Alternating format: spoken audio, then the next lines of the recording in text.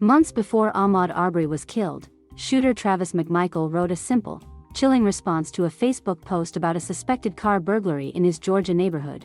"Arm up." The item he commented on was sandwiched between chats about lost dogs and water service interruption, like in many online communities in the US based around physical neighborhoods.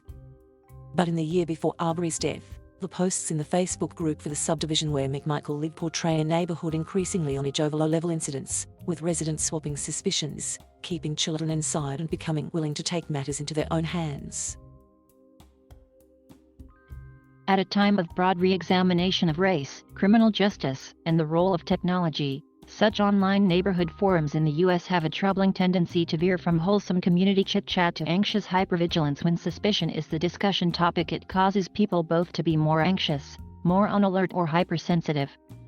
But it also makes them more suspicious of someone not like them, in a variety of ways, said media psychologist Pamela Rutledge. It's really sort of stacking the kindling, so to speak, because people are then watching for something to go wrong. Closing arguments are expected Monday in murder trial for McMichael and two other white men charged in the slaying of Arbery, whose death became part of a broader reckoning on racial injustice in the criminal legal system. Father and son Greg and Travis McMichael grabbed guns and pursued Arbery in a pickup truck after seeing the 25-year-old black man running in their neighborhood outside the Georgia port city of Brunswick in February 2020. William Roddy Bryan, who joined the pursuit in his own truck, took cell phone video of Travis McMichael shooting Arbery as he threw punches and grabbed for the shotgun. They say that they were trying to lawfully stop burglaries in their neighborhood, and McMichael testified he shot Arbery in self-defense. He also testified that much of what he knew about local burglary reports came from the Facebook group for the Satilla Shores subdivision, where he lived with his parents. His "arm up" comment came in response to a July 2019 post, included in court documents, in which a woman warning of car burglaries said, "Remember, you can't tell if a thief is a lightweight or a murderer."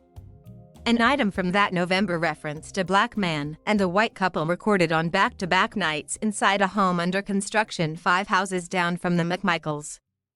Travis McMichael's response: "They are really playing with fire."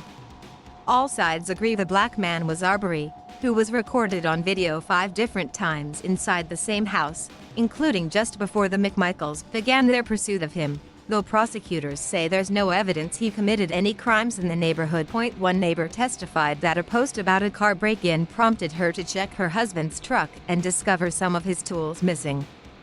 Brooke Perez said it felt like a violation.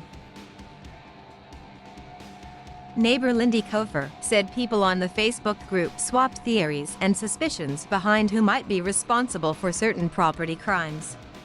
Asked if she had ever been a victim of crime, Kofer said not for more than 30 years. Scholars have long found that people who consume a lot of media tend to have a greater sense of fear, said David E. Woldson, a Michigan State University professor who studies media and psychology. The strongest effect is with local news, because people know the area and identify with it. On a neighborhood site, it's even closer to home and thus magnifies the effect, he said. Humans have a fight or flight response to fear.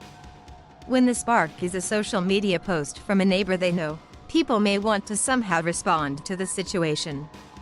So you have all of that intertwined, and it's going to increase the likelihood of a violent response, E. Woldson said. Still, outright violence remains rare. In a case this year in wealthy Danville, California, some residents took to the social media platform Nextdoor to urge police to remove Tyrell Wilson, a black homeless man, before a separate rock-throwing call culminated in a police officer fatally shooting him in the head. These platforms serve as vehicles to amplify and echo a feeling that your community is under assault, said Stephen Renderos, executive director of the group Media Justice. Watching discourses himself, he's felt there's a way in which white vigilantism is praised and in a way in which black existence is criminalized. Nextdoor has worked to curtail racism on its platform, including with diversity and inclusion training for its moderators, Renderos said.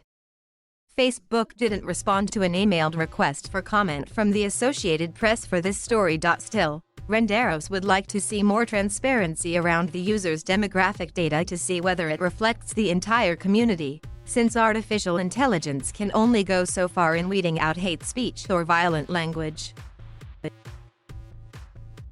At the end of the day, he said, what you can't fix on the platform side is the racism that exists in those communities. Thank you for watching. Please subscribe.